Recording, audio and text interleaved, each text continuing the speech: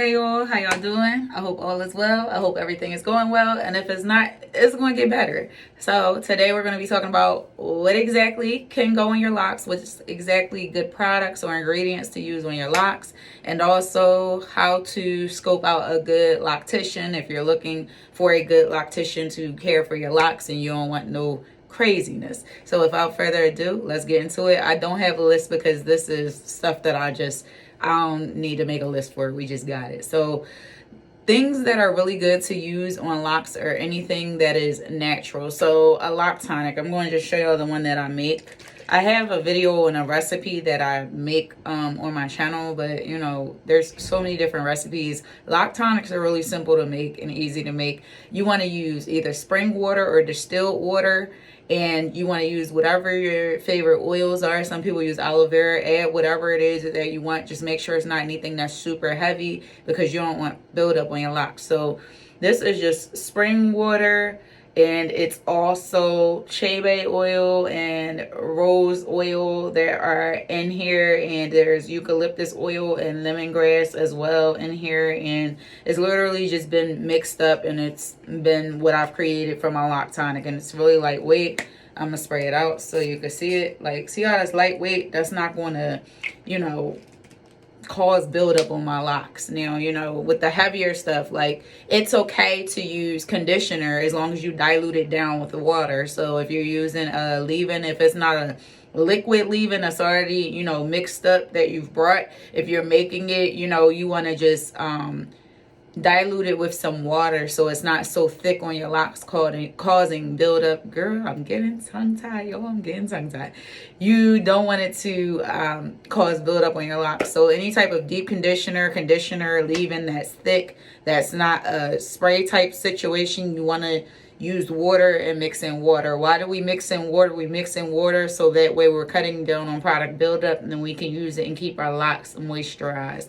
As far as with shampoos, it's good to use a moisturizing shampoo on your locks because that's going to be the thing that keeps your locks clean, but also keeps that moisture in so that your hair can grow, because our hair grows and thrives on moisture. We need to keep our locks as moisturized as possible. As far as like deep cleaning it, like for me, when I get to a year in January, I will be detoxing my locks. So I'll be detoxing once a year. I had watched a Loctitian, her name is Desren, and she just was talking about like with cleaning your locks and things like that. I'll put her name up on the screen as well. With, you know, cleaning your locks and detoxing your locks by a year, you should clean it because your locks are going to start to smell funny, and you got to understand you've only been just, you know, washing your locks with the shampoo. After a while, you do have to detox your locks just like you would detox your hair. Detoxing, there's different levels to detoxing. Some people use bentonite clay and things like that. I'm going to be either using like the apple cider vinegar and baking soda spiel, or they have like these little like ball bombs that there's another YouTuber, and I'm gonna put her name up as well, that she used in her video for her detox. And so either one of those routes to detox my locks, but that won't be till January. So that's another good way to keep your locks clean. At least once a year, detox your locks. If you have to do it more often, look into the products that you're using. Like I talked about that in the last video I just shot about what products and ingredients don't go into locks. You know, you want to just make sure you're paying attention to that. As far as what to look for with a good loctician, you want to make sure that their personality, and not personality, their spirit as well is good, that it's bomb. You're going to do all this through consultation. You're going to sit through a consultation with them. You want to also make sure that you're able to look at their ingredients, that they allow you to look at the products that they're using, and make sure they're not using anything that's going to cause buildup for your hair. If they really bomb, then they're going to tell you, like, you know, we don't use anything that causes buildup, and they'll be able to just spill those things out that they're using. So if they real bomb, they'll really do that. They'll know it before even having to show it to you. You also want to see their work, see how they do work. look at how many clients that they have with a healthy set of locks. Like, that's things you want to look into. As far as just other things, like how are they with caring for locks? Are they somebody that just does locks, or do they care for locks? You know what I mean?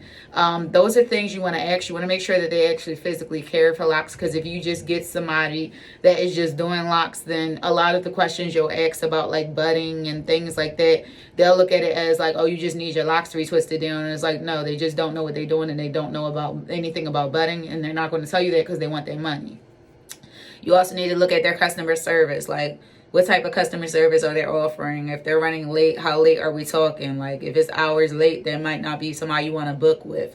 If they're somebody that the day of they hit you with a hey boo or the X, Y, and Z, like, that might not be somebody you want to do business with. You want somebody, if they're running late, it's not too late, and that they're not over booking clients and things like that. All the normal stuff you would have went through if you've gone to a hair salon and things like that. So those are things you want to keep and take into account, as well as with prep work, because you know there's some locticians, like I've heard stories that they make their clients wash their hair and things like that, and then they have to come there and just get their hair retwisted, and it's like the amount of money you charge for the retwist, at least washing a client's hair. But that's another thing for another day. That's just my personal spiel on it. I think so that the client's hair can be really clean. But like, for the most part, you want to see if you got to do any like labor prior, like washing your hair and stuff. I don't know if you really want to book with that person, you know, because it's just like that should be all included. You know, those are things that we want to look at how they talk to people when you're doing a consultation. You're going to do or ask these questions and do all this during the consultation, so you can get a good idea of whose chair you're sitting in, get a feel for their spirit, get a feel for so many different things. So I really hope this video was helpful. Remember everything that I told you. Make sure you're using natural products, because those are the best things to put in your hair. And when we say natural, we're not saying like they slapped natural across the product and it's not a natural product with natural ingredients at all. But I'm talking about like natural stuff that's not heavy, that's more so lightweight, but it's still going to give your hair what it needs to thrive and flourish. I hope this helps. Y'all have a blessed day, and I'll talk to y'all soon. Bye.